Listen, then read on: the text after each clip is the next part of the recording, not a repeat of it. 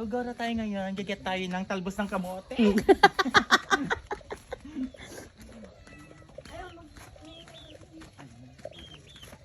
Maganda nga parang hindi mamantyan yung kuko niya. Pinarot dahil kasi nga na dito. Ha? Dahil katugagot. Pinaktul bunga. Pinaktul bunga na ito. Basta ini. Ayan. Ngayon mag-umpisa tayong kumuha ng talbos ng kamote. Saka ano. Ganito ang pagkuha para hindi masira yung kanyang ano. Ang kanyang Meron pa po. ganyan siya. Ito yung inuulam, kinukuha at masarap isaw-saw sa bagoong. Ayan. Divine.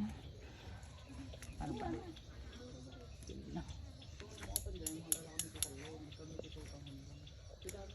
Perfect to guys, masarap to kainin.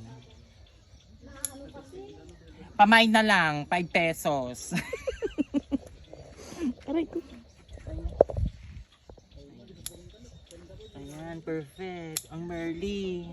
Ang sarap nito guys, promise. Isaw-saw ito sa bagoong. Ayan siya.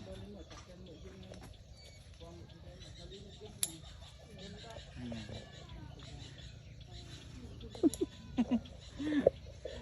Ayan.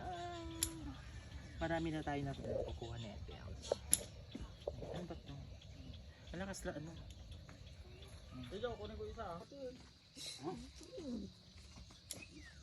Saan ba yung panungkit? Ang tidya.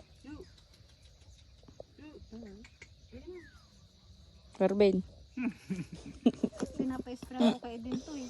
Yung asyendera nangunguha ng talbos. Yes.